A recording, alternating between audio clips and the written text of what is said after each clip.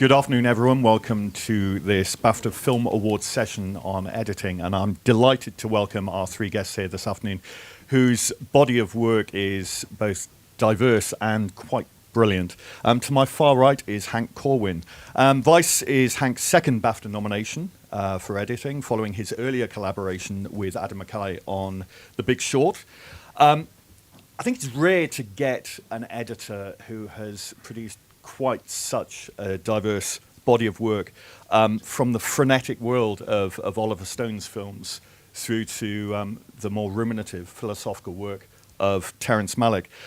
Amongst the films that Hank has worked on is Natural Born Killers, The Horse Whisperer, The New World, What Just Happened, and Song to Song. Next to him is Tom Cross, and frenetic is another word that I would use that captures the thrill of Tom Cross's stunning BAFTA award-winning work on Damien Chazelle's sophomore film, Whiplash. He received a second nomination for his work, again with Damien, on La La Land, and he's also edited Joy, Hostiles, and The Greatest Showman before collaborating again with Damien and receiving his third BAFTA nomination for First Man. And finally, to my immediate right is Adam Goff. Adam was an editorial trainee on Alfonso Cuaron's Children of Men.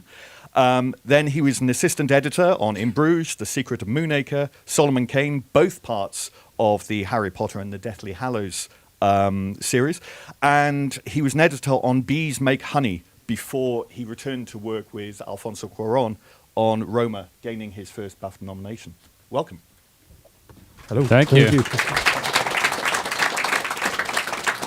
Adam, let's start with you and working with Alfonso Cuaron as a co-editor. I gather you were working on another project initially while the filming of Roma was happening? Yes, so I got back in sync with Alfonso a couple of years before Roma started. So he was looking for an editor and was doing a commercial. So that was kind of my job interview. So I was lined up to do whatever he was doing next. So I think Roma was the third script that I read. Well, I didn't read the script, wasn't given the script, but the third project that he kind of went through until it landed and what he went in to shoot. So so that was quite daunting, going straight in with that, not cutting any long form with him and not really interviewing or talking too much about the project and how we were going to work together apart from like the 1 week we did short form. But it was rather relaxed considering co-editing, directing, producing, cinematographer, bit of everything.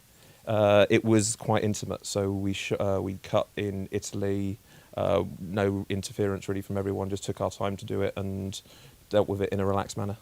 And in the initial stages of becoming involved on Roma, did you get notes from him or conversations about what he was kind of looking for? No, I had no idea what was happening. I had a brief outline of the project. As dailies came in each day, I was watching it for the first time, learning what was happening. So I didn't know. So I was at that stage. We started editing like day one of post-production, but during production I was just checking it technically, doing an assembly, learning the footage. So once we sat down to start together, I was up to speed on everything, which was needed because I didn't have a script, I didn't know what was going on. Hank, I mentioned Adam McKay's previous film, The Big Short, which you also edited, and you've had relationships with Oliver Stone and Terrence Malick before.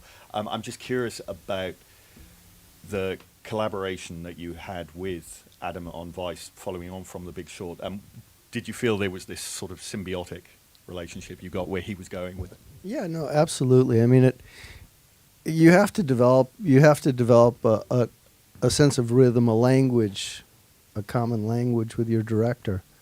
And once you do that, it becomes almost second nature. I can empathize with what Adam was saying. Initially it can be a little bit terrifying, and also as an editor you have to feel safe. You can't feel like you're in jeopardy if a cut goes south, and they do go south. On Vice, I mean, the film sometimes went on its side, but I never felt in jeopardy. I'm curious, looking at your body of work, and I'm not to say that Adam's work at all is like Oliver Stone's, but thinking about his approach to his subject matter and then looking back at Stone's films like Natural Born Killers, almost machine gun fire editing at times, taking on so many different subjects and jumping around between them. When you came to work with Adam on The Big Short, did he have a conversation with you about sort of Oliver Stone and your approach to editing? Actually, he didn't. You know, we just had a meal, and then he told me I was hired. No, you know, the thing is, Oliver is very visceral, and his approach to things is very visceral. Adam is really contemplative. He's just brilliant. And like on Tree of Life, you have Terry Malick, he's a bit like a songbird. He's out there, and you know, he hears frequencies that you don't hear, and you know, they're all different. Tom, thinking about First Man, if Whiplash is percussion and La La Land is melody, this film feels very much posited between the two, in a way. Again, you have another ongoing relationship with a director. Was this easier just coming on board and knowing that you know how Damien works? It seemed more difficult somehow. I mean, it always gets easier in that early on, I met Damien because we worked on his short film version of Whiplash, and we immediately kind of hit it off, and both of us are movie lovers, and we like a lot of the same movies. And that's how he communicates, or a lot of how he communicates. He creates these, he prepares quite a bit, and so either through storyboards or animatics, he certainly does both of those things, but also through a list of reference films, and those, with each project we do, that list gets longer and longer. But on Whiplash, for example, his big reference was Raging Bull. He said he wanted the drumming scenes to feel brutal like the boxing scenes from Raging Bull. And so, and I've had other directors when I've worked on other small projects before Damien that would say, I want this to be, I really want this to feel gritty like a 70s movie or something. And then the dailies you get are nothing like that, But Damien is pretty close without copying, I feel like, without merely replicating. So when he says, I want to feel like this, I have a good idea of what he wants it to feel like. So in that way, our communication just gets deeper and deeper. But again, with each project, the list of movies gets deeper and deeper to the point where I can't even get through all of them, But, so on La La Land, of course, it was a lot of musicals.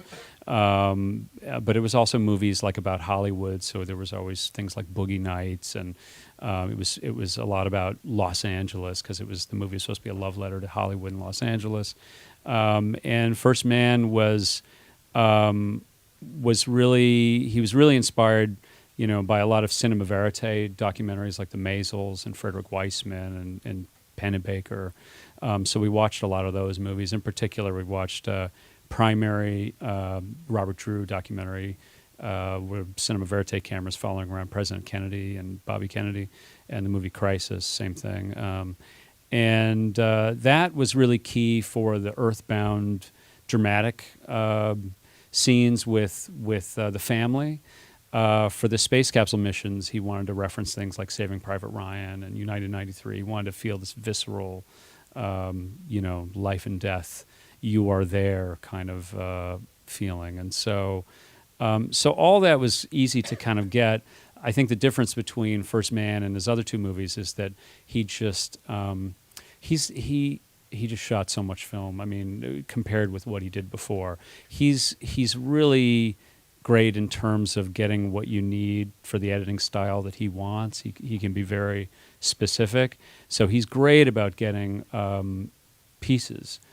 So, for example, on Whiplash, that was something like, it was a very small movie, and it was something like a 20-day shoot. But within those 20 days, he had a full day, and this is like a $3 million indie movie. He had a full day just for insert photography. And I remember the last scene, and again, this is like a Sundance movie. The last scene, I had camera setups that went around the alphabet a couple times, went into, I think, CA, and that's on like a little indie movie. And I remember the schedule was so tight on that movie that I told my assistants, because they started shooting September and we had to deliver a cut to Sundance in November, and we locked picture in December. And I said, the good news, guys, is there's no time to fire us. So First Man, you know, everything gets bigger, the schedule gets bigger, the crew gets bigger, but he shot so much more film. You know, we shot like 1.7 million feet of film and all these different film formats, and he's very demanding. Like he's very, and this helps all of us in a way because he takes us all along. But he's so ambitious, and he has ambitious ideas for the movie and what he wants to try. But also, what was different about this project is he shot a lot of it was all verite, and it was also, I mean, a lot of it, like the action scenes are very pre-planned in some ways, but he always kind of was very open to having a second camera, a third camera grab things. And in fact, he shot 2 weeks of rehearsals with Ryan Gosling and Claire Foy and the child actors just to have them get comfortable with each other. He had them, they were in full makeup and hair, and they had fully dressed sets, and he just put them in that set and just had them play house, and then just followed them around with a verite camera, you know, totally improvised. It was supposed to just be tests, you know, and of course I wasn't even on the movie when they shot the tests. Had I known how much of that footage we were going to use, I would have insisted on being there from the beginning. But so this movie had a lot more of that sort of thing. So we did a lot more rewriting in the editing room.